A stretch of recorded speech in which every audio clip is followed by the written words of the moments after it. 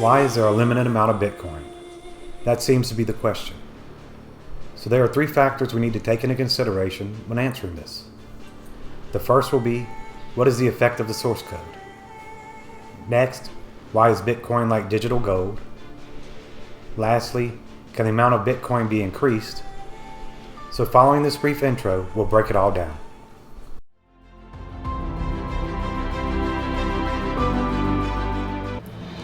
First, I just wanted to shout out to all the new Kryptonians joining us here in the Cryptoverse. I'm Zach, founder of Info on Crypto. So if you want to go on a fun-filled, enlightening journey through the wonderful world of crypto, a world where I offer helpful info on everything crypto, then just click on the red subscribe button below and tap the little bell that pops up, and the rulers of YouTubia will let you know when I post a new crypto video. Now in today's episode, we'll be discussing, why is there a limited amount of Bitcoin? Okay, now let's get this crypto cruiser into orbit. Now, we'll be starting with a precondition in its source code. Now there's a precondition in Bitcoin source code that restricts it to a finite or limited supply. So when the father of Bitcoin, Satoshi Nakamoto, designed Bitcoin, he put in place a strict limit on how many of them could ever be made.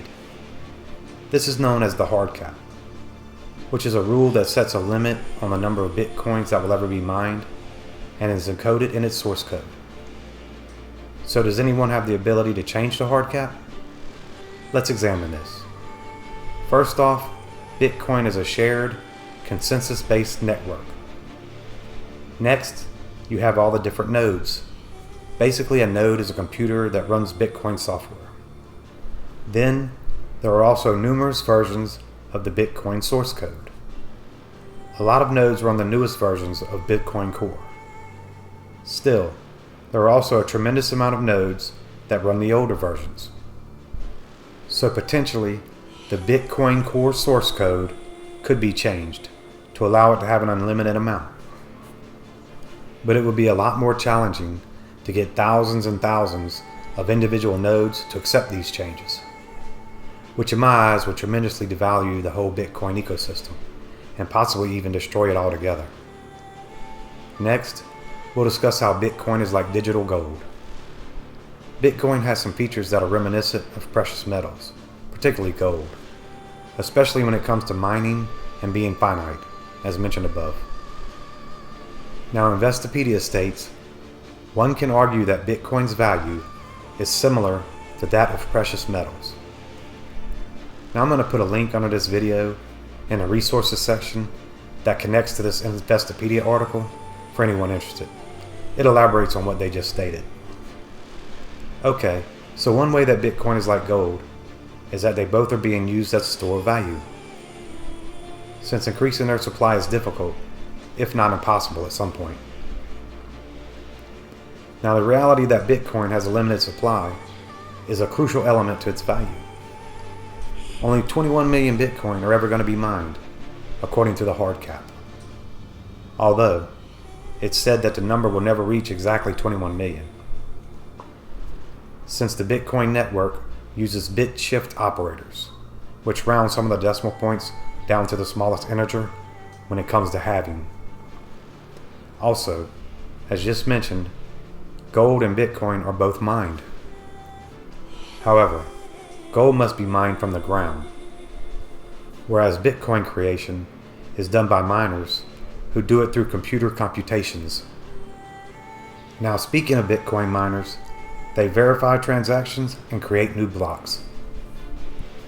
Although, they do not control the network rules or the network itself.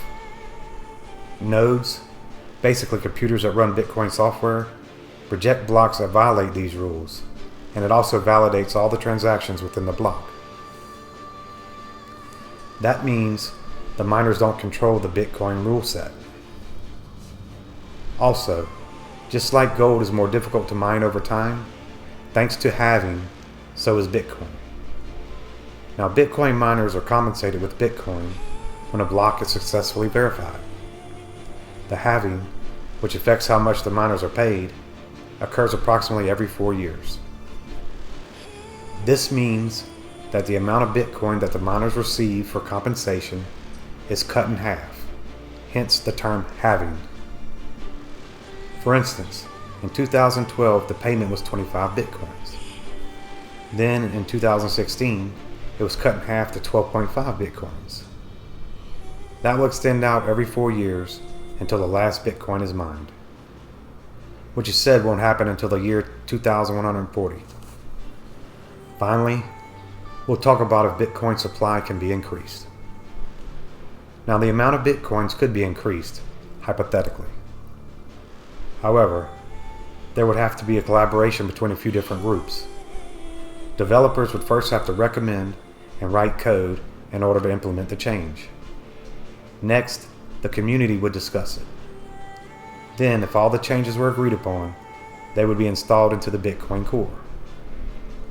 After that, for the network to transition to the new rule set as a whole, an activation path would have to be agreed upon by the community.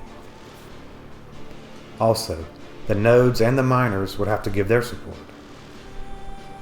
Then, if the majority of them consented, the change would be activated. However, any miners and nodes that wouldn't agree to the changes would operate a minority fork, sticking with the original Bitcoin network. That would result in the two network forks having to compete for market share. However, it is inconceivable that anyone would want to implement this change, since that would drive down the price of their Bitcoin and eliminate one of the main things that make Bitcoin a potential store of value, its limited supply. Okay, so what did we find out? First, Nakamoto put a strict limit on how many Bitcoins could ever be made. This is what's called the hard cap. Furthermore, the nodes reject blocks if they violate the network rules, and they validate the transactions within the block too. Also, Bitcoin is considered to be like gold, only digital. One way it has been compared to gold is that they both have a limited supply. Not only that, but they both are mined and have miners. Only Bitcoin miners don't carry physical tools to get their job done. One more thing, the Bitcoin supply could be increased, in theory, although so many parts would have to come together and agree for it to happen. Therefore, no one really believes it ever will. It would also result in a fork in the network if it did happen. Then the end result would be one supply is limited and the other one is unlimited. So I don't know why anyone would want to buy the one that wasn't limited, since that's basically its bedrock and where a lot of its value comes from. Hence, what would be the incentive to try to change the network in the first place? Now, if you enjoyed this video, don't forget to hit up the like button, and until next time, always remember, knowledge is your greatest investment. This is Zach, the Prosperous View, signing off.